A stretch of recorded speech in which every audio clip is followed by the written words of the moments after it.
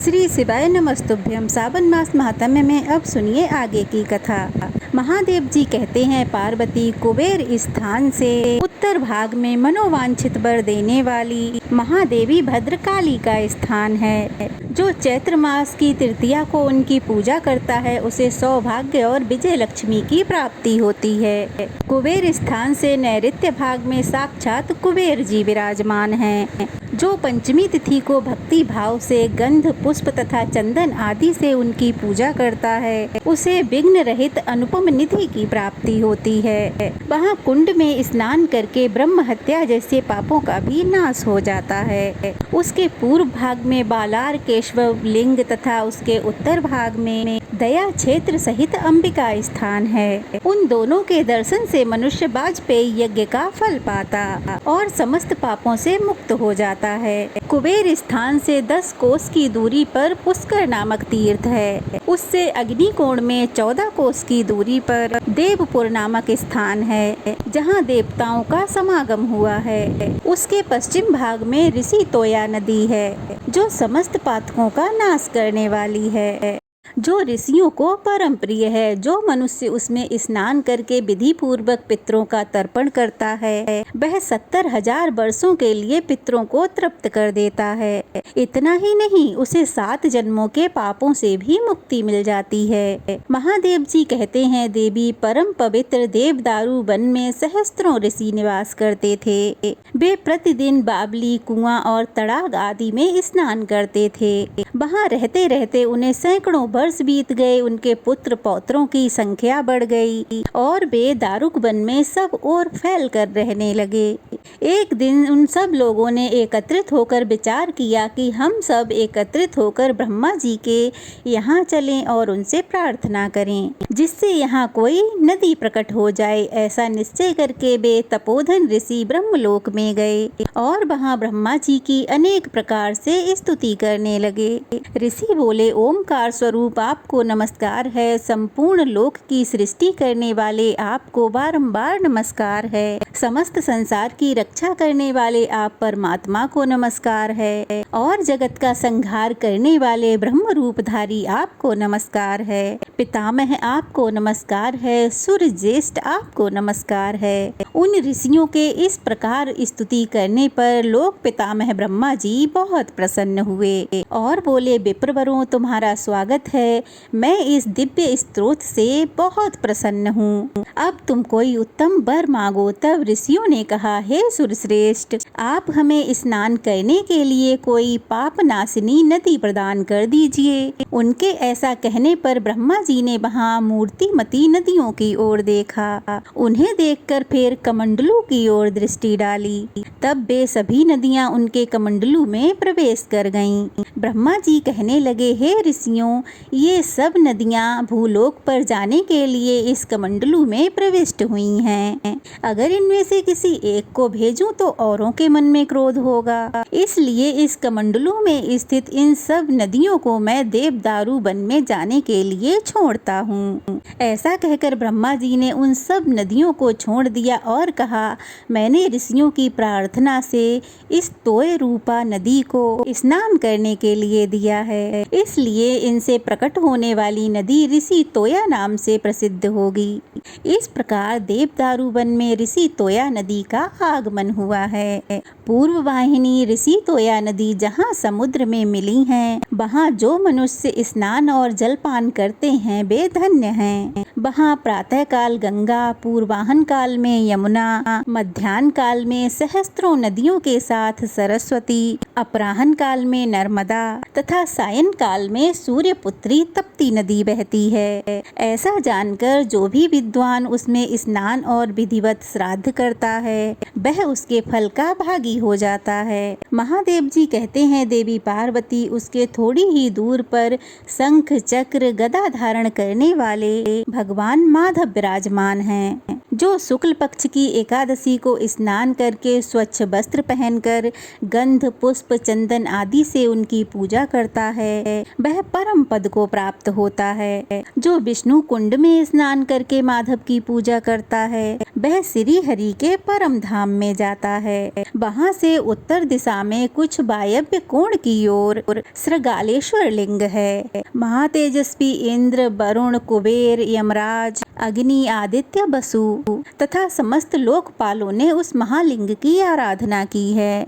जो भी श्रृंगालेश्वर का पूजन करेंगे उनके कुल में कोई निर्धन नहीं होगा। जो मनुष्य अमावस्या तिथि को यहाँ आकर स्नान करके क्रोध रहित होकर विधि पूर्वक पितरों का श्राद्ध करता है उसके पितर प्रलय काल तक तृप्त रहते हैं। इस क्षेत्र का विस्तार 1 मील तक है। उसमें जो मृत्यु को प्राप्त होते हैं उन्हें उत्तम गति की प्राप्ति होती है। जो अनशन व्रत ग्रहण करके इस तीर्थ में प्राणों का त्याग करते हैं वे परमेश्वर में लीन हो जाते हैं। श्रृंगालेश्वर से ईशान कोण में 7 धनुष की दूरी पर त्रिपथ गंगा है।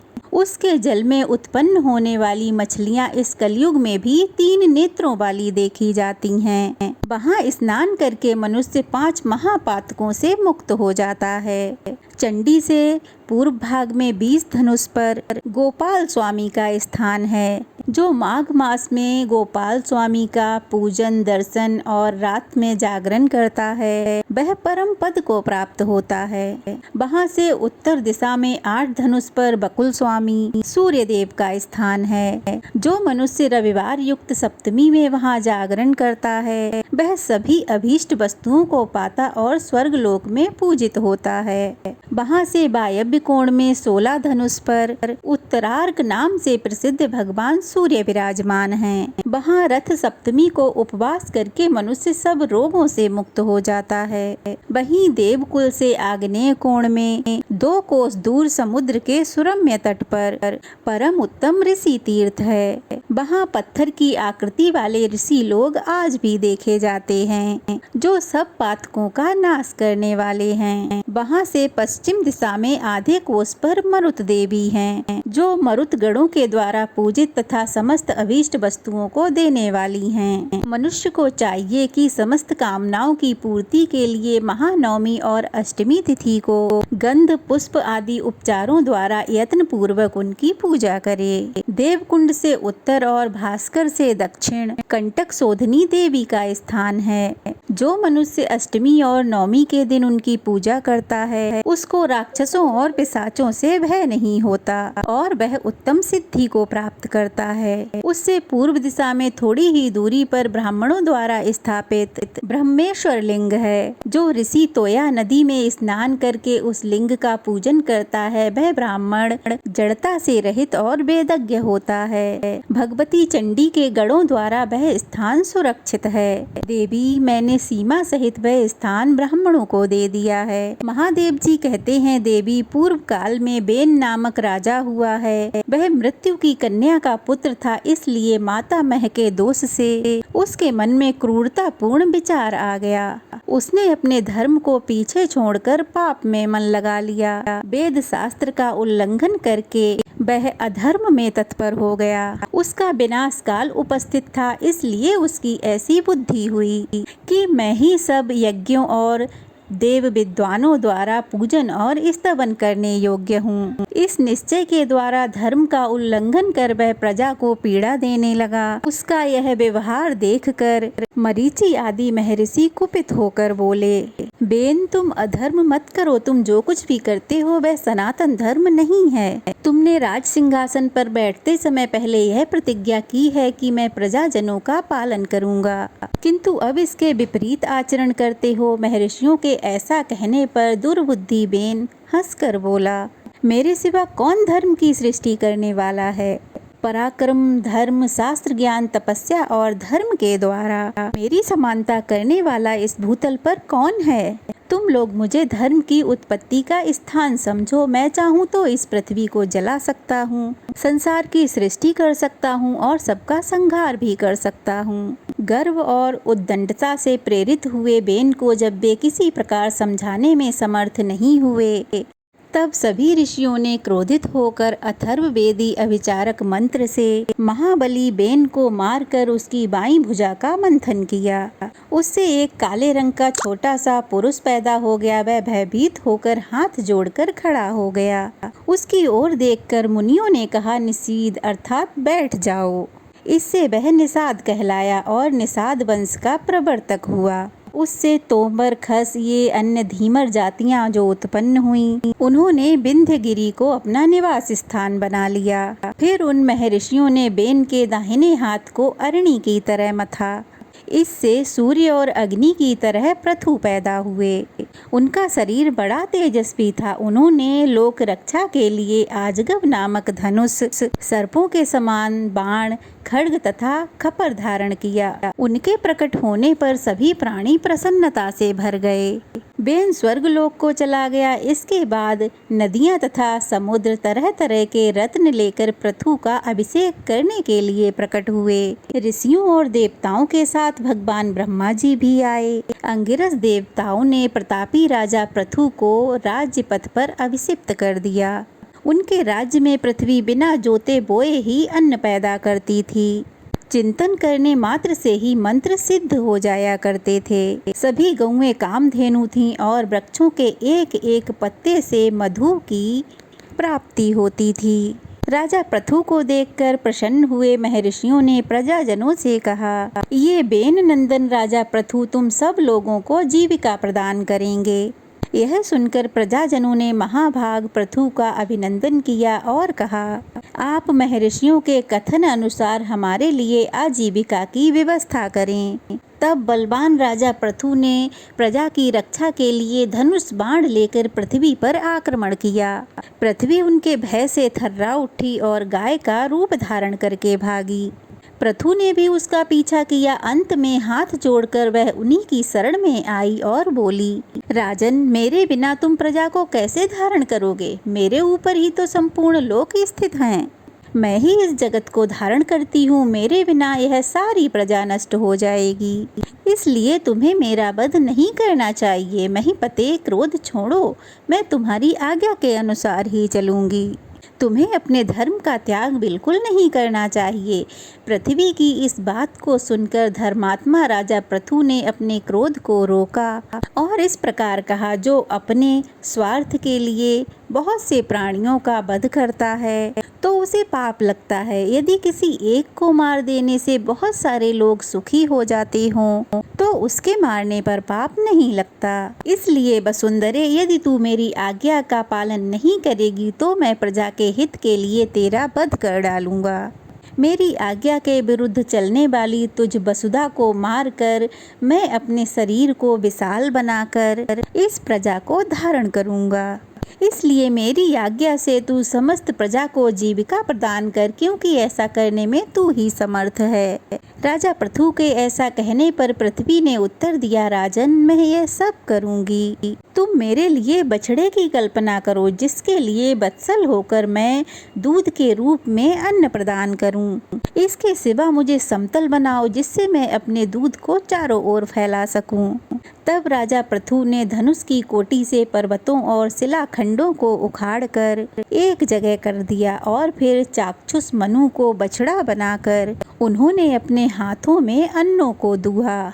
इसके बाद चंद्रमा बछड़ा हुए, बृहस्पति दूहने वाले बने, गायत्री आदि छंद दुग्ध पात्र हुए और तपस्या और सनातन उन्हें दुग्ध ब्रह्म रूप में प्राप्त हुआ। फिर इंद्र आदि देवताओं ने सोने का पात्र लेकर इस पृथ्वी को दूहा। उस समय इंद्र बछड़ा और सूर्य दूहने वाले बने। उनका दूध अमृतमयी था। इसी प्रकार पितरों ने भी चांदी के पात्र में अपनी तृप्ति के लिए सुधा रूप दूध का दोहन किया। उनके लिए वैवत्सव मनु बछड़ा और अंतक दूहने वाले थे। असुरों ने लोहे के पात्र में माया शक्ति का दोहन किया। उस समय दूध दूहने वाला द्विमुर्दा और बछड़ा विमोचन था। उस माया रूपी दूध से दैत्य आज भी मायावी हैं। नागों ने तक्षक को बछड़ा बनाकर तुम्बी रूपी पात्र में विष रूपी दूध दूहा। उस समय वासुकी दोगदा थे, इसलिए सर्प बड़े विषैले होते हैं। यक्षों और पुण्यजनों ने कुबेर को बछड़ा बनाकर कच्चे पात्र में अंतर्धान शक्ति का दोहन किया। उनके दोगदा थे रजतनाग। राक्षसों और पिशाचों ने भी पृथ्वी से कपाल रूपी पात्र में रक्तमय दूध का दोहन किया। उनकी ओर से सुमाली बछड़ा था और ब्रह्मोपेद कुबेर दोगदा थे। गंधर्वों और अप्सराओं ने चित्ररथ को बछड़ा बनाकर कमल के पात्र में उत्तम गंध का दोहन किया। मुनि पुत्र रुचि उनकी ओर से दोगदा हुए थे। पर्वतों ने पृथ्वी से मूर्तिमयी औषधियाँ तथा तरह तरह के रत्नों को दूहा। उनका बछड़ा हिमालय दूहने वाला मेरुगिरी तथा पात्र हिमालय था। वृक्ष और लता आदि वनस्पतियों ने पलाश का पात्र लेकर पृथ्वी को दूहा। कटने पर फिर से अंकुरित हो जाना, यही उनका दुग्ध था। खिला हुआ साल वृक्ष उनका दोगदा और पाकड़ का वृक्ष उनका बछड़ा था। इस प्रकार हे देवी, राजा पृथु ने समस्त लोकों का हित करने के लिए, उनका भरण पोषण करने के लिए इस पृथ्वी का दोहन किया। उन्होंने धर्म से भूतल वासियों का रंजन किया, इसीलिए उन्हें राजा कहा गया और तभी से इस भूतल पर राजा शब्द की उत्पत्ति हुई। जय भोलेनाथ। आज सावन मास महात्म्य में बस इतना ही। आगे की कथा आप अगले अध्याय में ज़रूर सुनिएगा। आज की कथा कैसी लगी बताइएगा। अच्छी लगी हो तो वीडियो को लाइक करें और अगर नए हैं तो प्लीज़ चैनल को सब्सक्राइब करें। ओम नमः शिवाय।